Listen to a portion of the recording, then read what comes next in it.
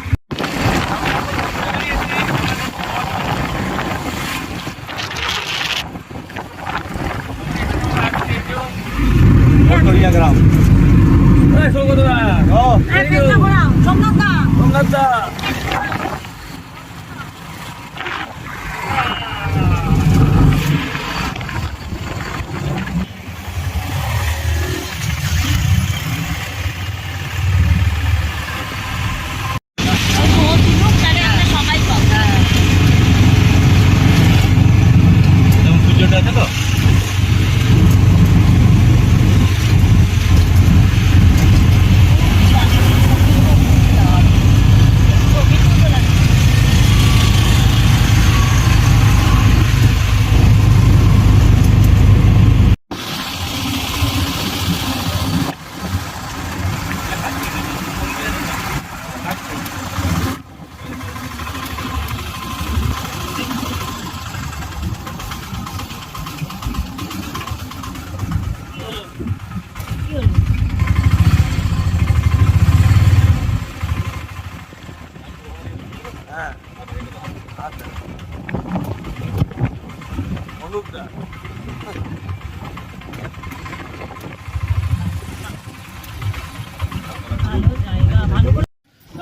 আমরা এখন চলে এসেছি গড়পঞ্চকোট। গড়পঞ্চকোটে আমাদের এই হাটলানি টিমের মধ্যে সবাই কি আছে? একজন নেই, প্রণয়। একদম আমরা দাঁড়িয়ে আছি রাস মন্দিরের সামনে। হ্যাঁ, এই দেখুন মন্দিরের ভিতরে প্রি ওয়েডিং সম্পূর্ণ বন্ধ। যান ভিতরে, যান ভিতরে, যান ভিতরে, চলে যান ভিতরে, জুতো খুলে চুরি করে যান, চলে যান। যদিও এখানে বহুবার এসেছি, এখানে একদম অর্ডার দিলে সবকিছুই পাওয়া যায়। এখানে অর্ডার দিলে সবকিছু পাওয়া যায়, মানে হচ্ছে আপনি যদি মনে করেন যে দেশি মুরগি খাবো, ওই হোটেল রয়েছে, ওই হোটেলে পেয়ে যাবেন। হ্যাঁ, থাকবে না কেন? এই যে সৌগত দাস, কিছু বলার আছে তোমার? ইয়েস, হ্যাঁ বলার আছে তো।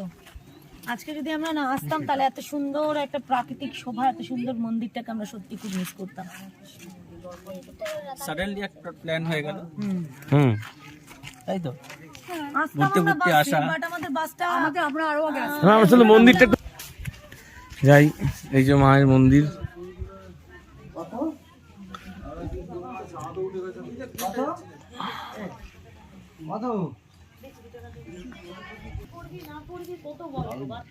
তো হঠাৎ আজকে শো আছে পুরুলিয়ার ভামুরিয়াতে, তো সেখান থেকে একটু সময় পেলাম কাজ মিটিয়ে, তাই চলে এলাম গড়পঞ্চকোট।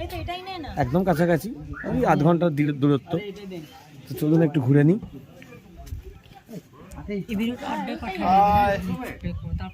আমাদের আছে এটা, আমরা এখান থেকে নিয়েছি। কি সুন্দর দেখতে একটা, কি বলবো এটা, কিসের ভালো করে ধর, মাথার পিছনে ধর। আমি এটা নিয়েছি এখান থেকে। ওই দেখো আরেকটা নিয়ে এসেছে, এটা খুবই ভালো লাগছে। আরেকটা নিয়ে চলে এসেছে। এই তাহলে বেলা বেলি আসতো, তো এগুলো অপর দিকে থাকতে গেলো না, আর তো বেলা করে আসতো।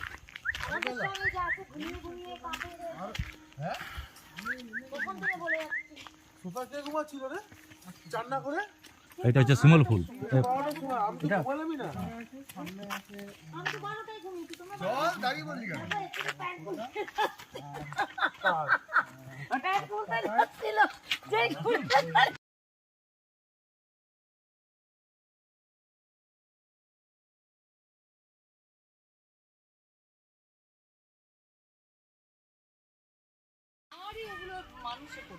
এই যে এগুলো হচ্ছে টেংরা বন্ধ। বাবা কি কষ্ট হচ্ছে, ভিডিওটা কর। এদিকে আমি আছি লুলু আসতে গিস একদম ঠিকঠাক আলো এসে বুঝিস। হ্যাঁ বেশি আলো হলে ভালো হতো।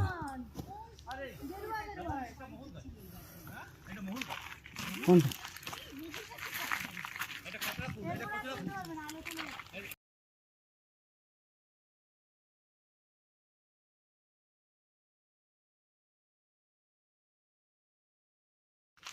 তো আমরা গড়পঞ্চকোট পাহাড়ে উঠেছিলাম, এবার আমরা নামছি একটু একটু করে, দেখতেই পাচ্ছেন সবাই নামছে। পাথরের উপর পা দিবি না।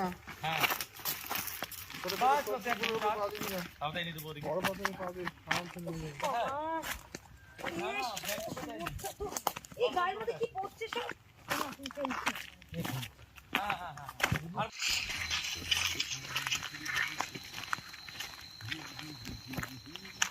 এই আসছে, এই জিপ আওয়াজ হচ্ছে, আমি দরজাটা দরজা করছি। কেউ আছে?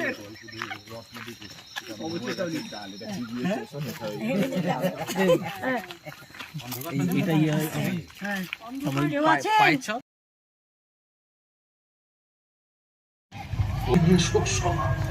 তাই না? আপনি আমাকে বিদ্রুপ করছেন, করুন, কিন্তু বিশ্বাস করুন। জানি ম্যাডাম, আপনি আমার জন্য ভীষণ চিন্তা করছেন, কষ্টও পাচ্ছেন। হয়তো আপনি আমার জন্য আপনজনদের বিরুদ্ধে জিহাদ ঘোষণা করেছেন, কিন্তু কি লাভ ম্যাডাম? আপনি কি পারবেন একা চলতে? পারবো, নিশ্চয়ই পারবো। তাহলে এখনো পারেননি কেন? ওরা আমাকে আটকে দিচ্ছে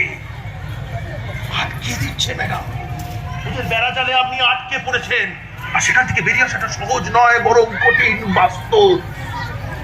তবে আমি কিন্তু আপনাকে বাঁচাতে এসেছিলাম একা।